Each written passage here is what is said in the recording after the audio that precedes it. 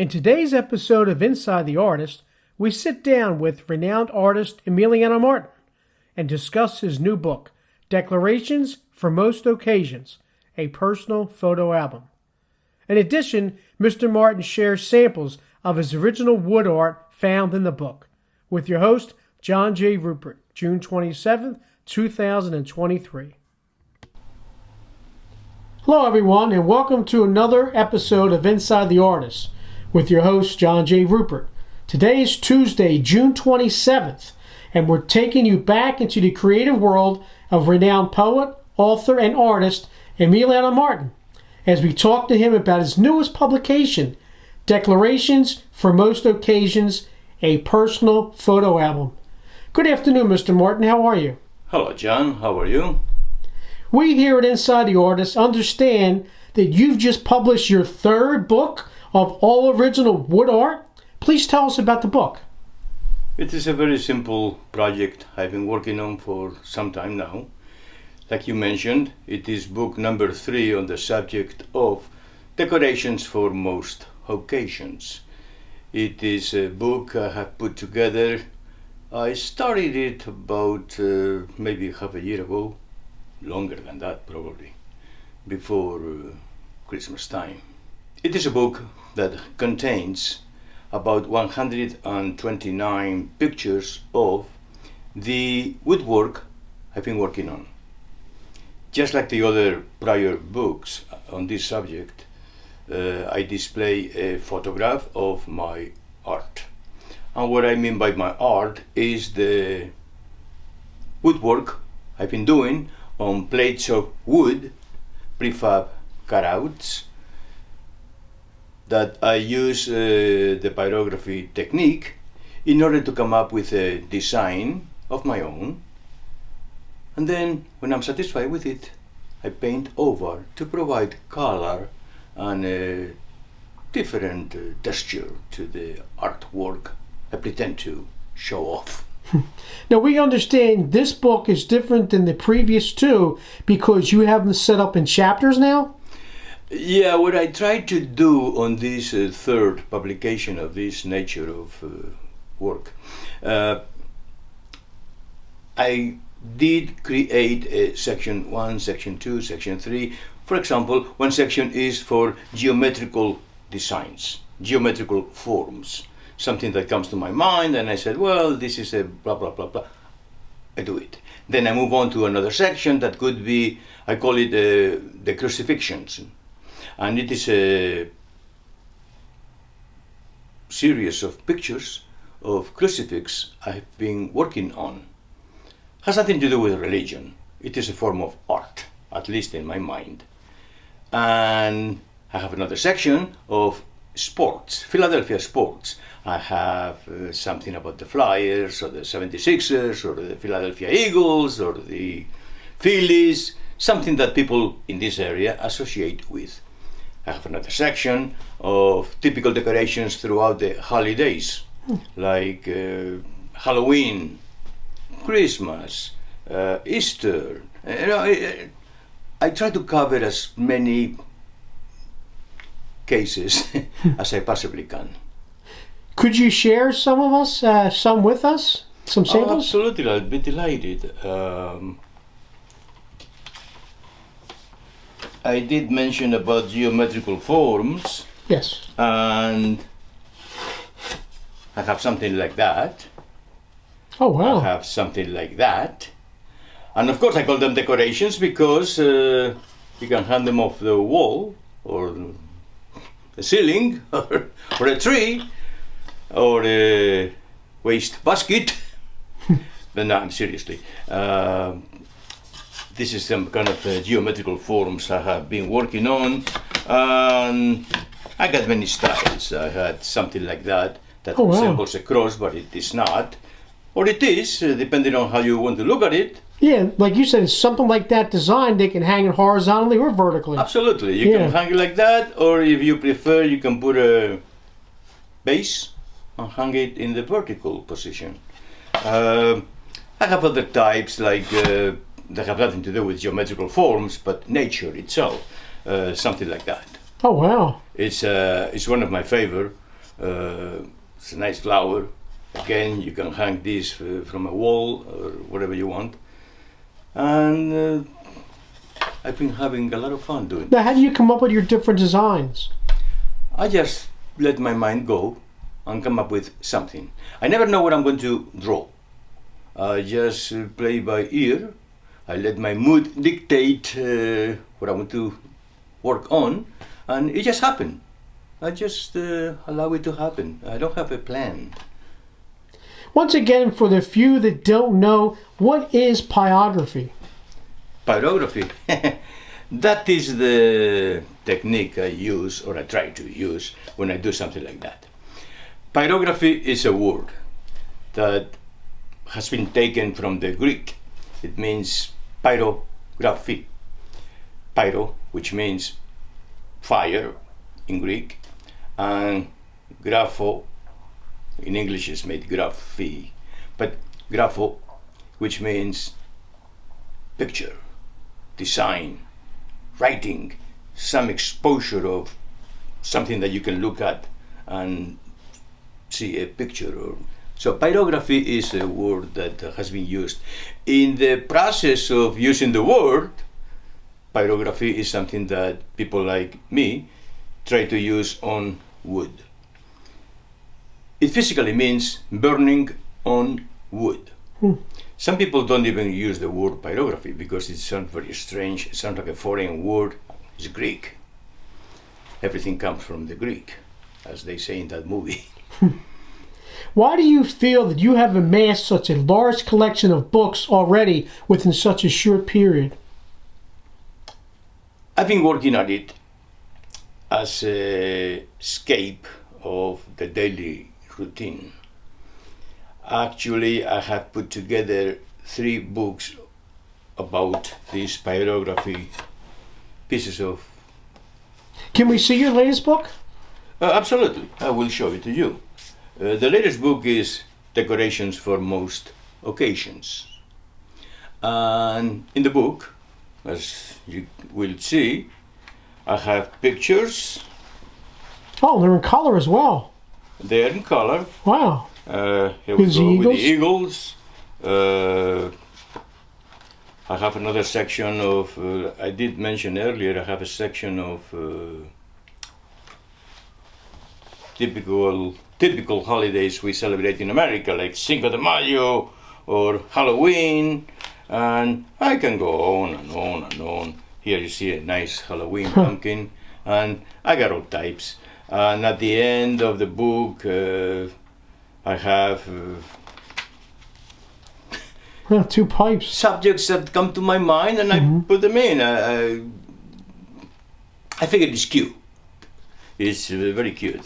This pipe is, people don't smoke anymore, or not as much as they used to, but the pipe is some kind of Symbol, elegance, yeah. a symbol of, it's, and I love dices. I got a couple of dices here. Oh, wow. Anyway, to answer your question, the book is Decorations for Most Occasions, and it is number 3 because prior to this book, Yeah, where's the other I ones did new wood burning designs. That's the second this one? book is already gone. That's number 2. And number one meaning the first book in this subject, is pyrography and paintings on wood. Oh, wow. Now, where can we purchase these books at, plus in addition to all your other books? The books are everywhere in the internet. Since I print on demand, because lately, and especially after the pandemic, bookstores do not hold too many books in the store because they take space, they have to be put up, they have to be maintained clean. It's a job, and a job, it costs money. And in order to save money, the industry has invented what they call print on demand, which means you look for it in the internet, you find the website that is cheaper because they fluctuate. The prices Yeah, fluctuate. they're all different. You have the Amazon, of course. You have the Barnes and Noble. You have the Kmart. Even Kmart offers this. And Lulu, I believe, is your publisher? Lulu is the publisher. So there are a lot of places where you can acquire the book, and they send it to you. And what happens is that the book is not stored in any wall containing dust, Mm-hmm. becoming dirty.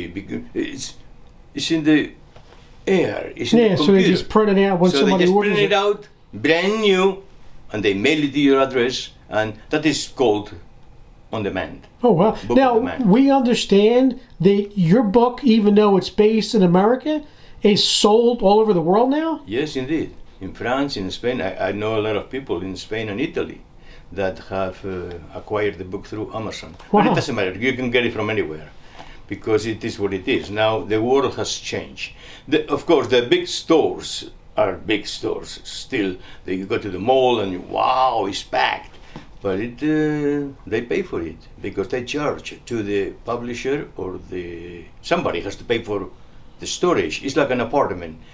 An apartment is nice, but it's full of people. Well, people pay the rent or the price of the apartment or whatever. So the same thing with the store. People deposit the goods, the product that is going to be sold, but if it doesn't sell, it's going to be taking space in the wall that could be used for somebody else. So the industry has decided to go on print on demand, and let people decide if they want it or they don't want it. To me, and this is a personal opinion, the disadvantage is that people do not have the chance to go to the store and physically Look at touch the book and look at it. But then what happens is that you touch it, I touch it, she touches, the book is full of germs. Yeah. Really. People don't realize or understand that this is the way it used to be. This Yeah. is the way we used to live our lives. We go to the store and we pick up a book. Oh, it looks nice and all that. And I don't think I like it. They put it back in the shelf.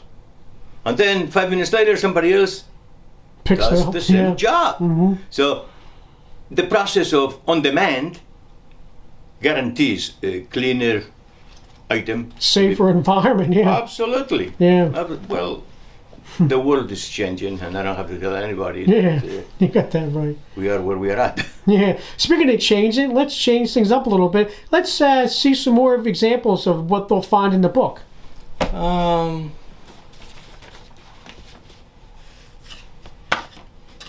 Oh, I see a bull down there. Yeah, I have a little bull here. I love these animals. They come out very nice. This one, it didn't have any colors except the black of the bull. And it was easy to do. Actually, I draw the silhouette of the bull and then I burn with the pyrography pen all the way around. And then to provide the black color, I use a marker, really. And I And then you also created the field it's standing on as Yeah, well. this is a kind of a field where the bull stands. Actually, this bull is a very common sight all over Spain because it used to be the symbol of a brandy company, a company that used to make brandy, very popular in Spain. Osborne is the name of the company. The bull became a national symbol. Any country road you travel, wherever there is a hill, you will see the silhouette of the bull. Yeah, that's pretty cool. Giant sign is a very nice thing. And this has become even a profitable item for tourists that go to the store and they see these bulls and they buy them for key rings and whatever. So it is a very popular figure. I think I'm going to use this picture and put it on one of my t-shirts. Yeah, it's nice. Exhibit my own design, which is a very simple thing to do. I mean, you pick up a bull and you draw it up and the tail. It's a very simple thing. I also involve, I like sports. And in the Philadelphia area, we have a soccer team, very popular, that almost made it to the final last year. Oh, And wow. so I made one up. And then, of course, talking about the geographical Oh, that's or pretty. geometrical forms, I got one that could be displayed like this or like that. Yeah, depending on, Depending what on. yeah. And then I have other crazy stuff like this. Oh, that's pretty cool. Now, is there a name for that? The ball in the box, Oh, okay. which is what it is. It's Yeah. a black ball inside the box, going nowhere, because it doesn't have the energy to jump over the box itself. And then when I'm in the mood of being funny, Huh. I make a cartoon like that, which also was a very easy thing to do. Unfortunately, this cannot be displayed like that. Yeah. It's got to be in the vertical position. And this happened to come with a hook where you can hang it. And so this is the kind of a thing I do, and I have a lot of fun. Now, in your book, in addition to the photos, I also noticed, like the two previous editions, you have descriptions of what each picture or each artwork is, correct? Yes, under the picture itself, I have a footnote in which I explain, very brief, because I don't want to write a book or novel about the picture. It's, you know what they say, a picture is worth 1,000 words. So I have a small description of what the picture is all about, and I got about 150 pages on In the that new book? Yeah, there are 129 pictures, but there is other write-up, like a presentation of the book, about the author or other books by the author, pages that take space, and it's a nice size book. I like it. What did you find satisfying about your art displayed here and in your books?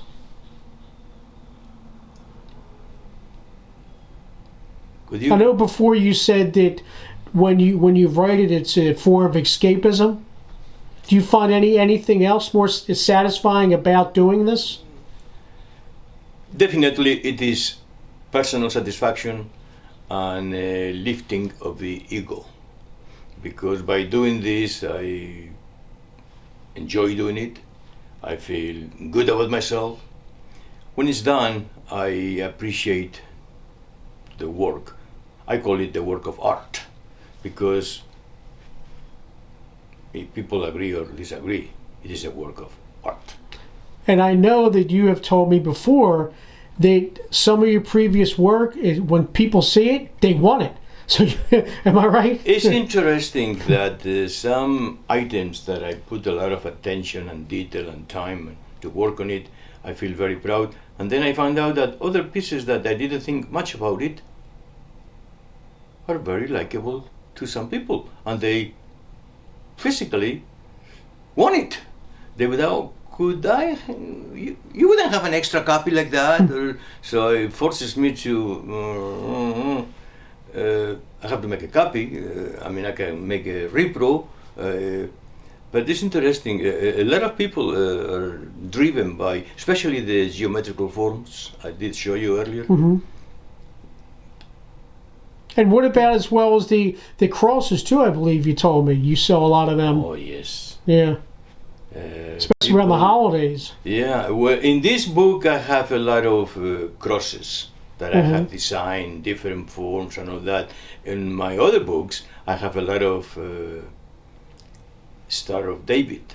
Oh, okay. And I know you had a lot of doves too. Doves. Yeah. They were very popular.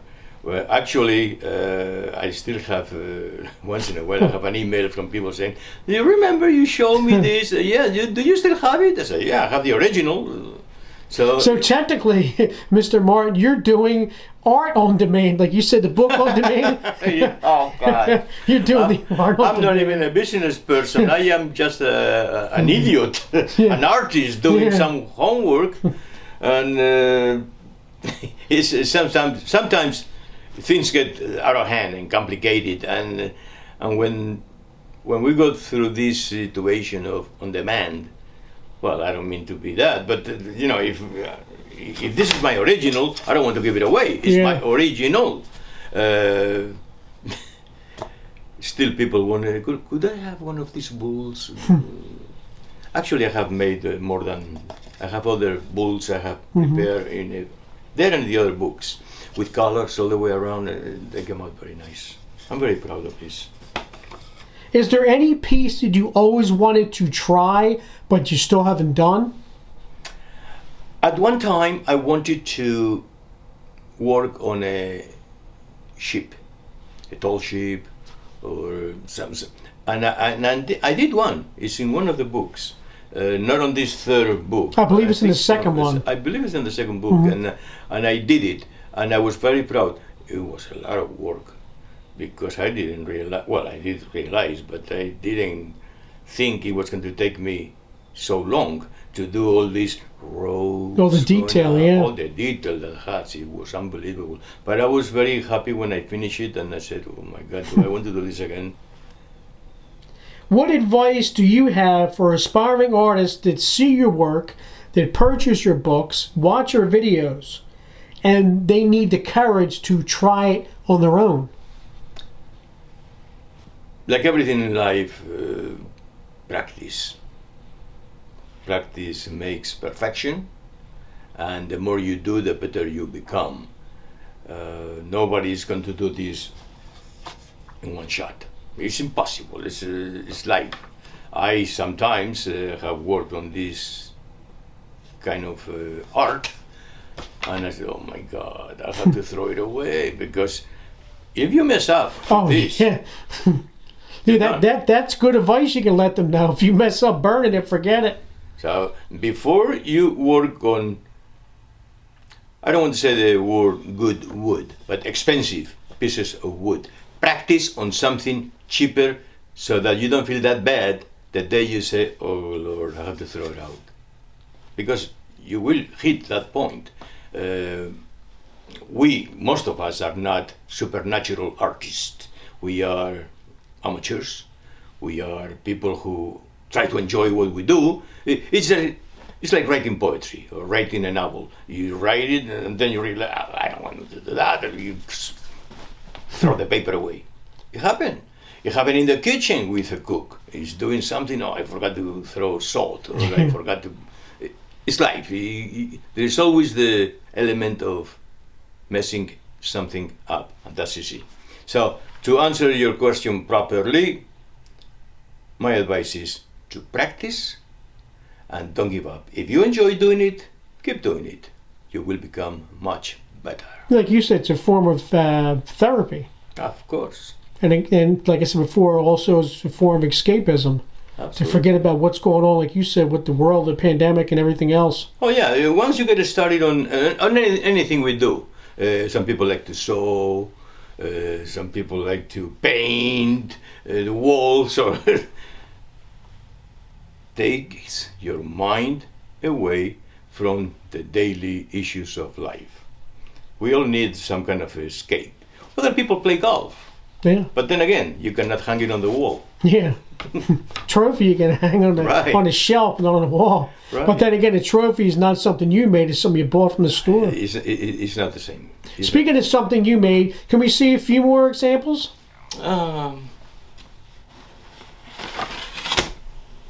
Speaking of geometrical forms, how about this? Oh, this? wow.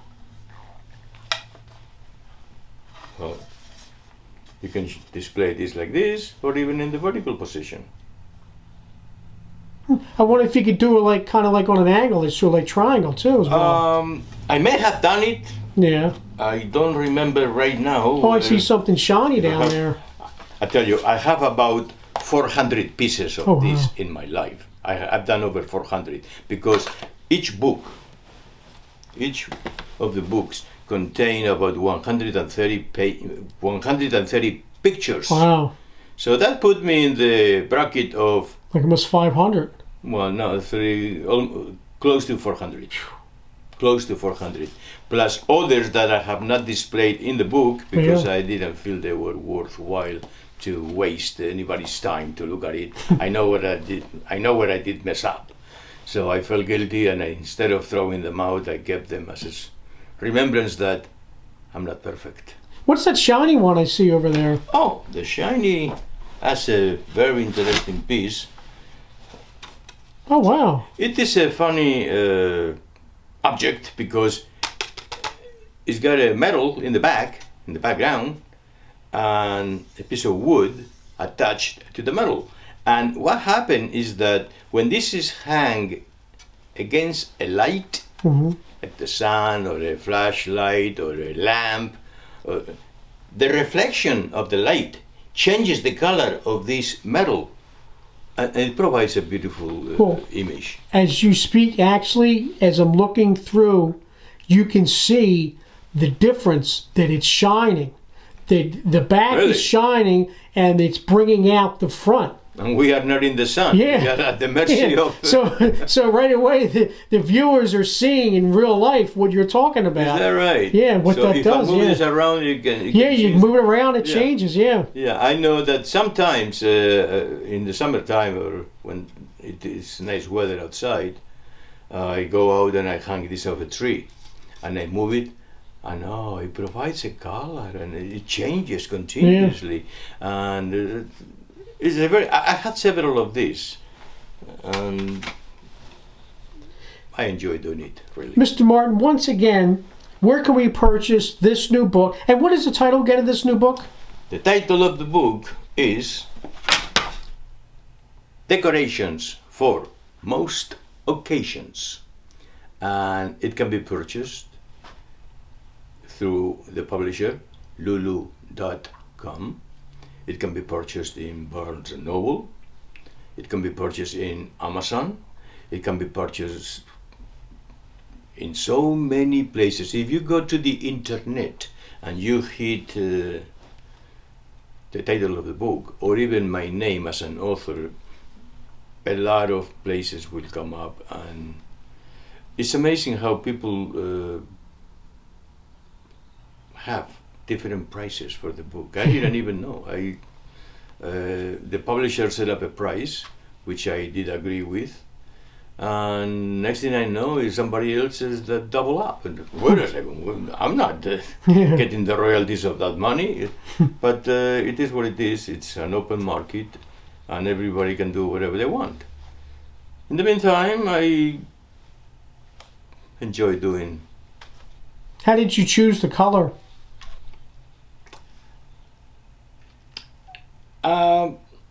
Now that I look at it, it's not that I dislike it, but I should have kept the design and colors of the other two books on this subject. I didn't. I picked this up because my brain was not working properly. That's my answer, because I should have done it like a side border, with a side border, something like that, to be consistent. It doesn't matter. Yeah. It doesn't. What matters is the content, and the content is what it is.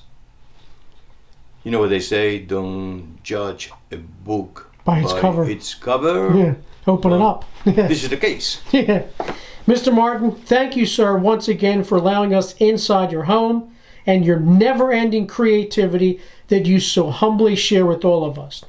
Till we meet again, be safe and be creative. Thank you. Inside the Artist wishes to thank our viewers for their continued support, and our special guest today, renowned author, poet, and artist Emiliano Martin. To purchase his wonderful books, please visit lulu.com, amazon.com, barnesandnoble.com, or simply search Emiliano Martin on the web. This was recorded, directed, produced, and hosted by John J. Ruppert, June 27th, 2023. Don't forget to hit subscribe to see all of our interviews and other content on this channel. Be safe and be creative.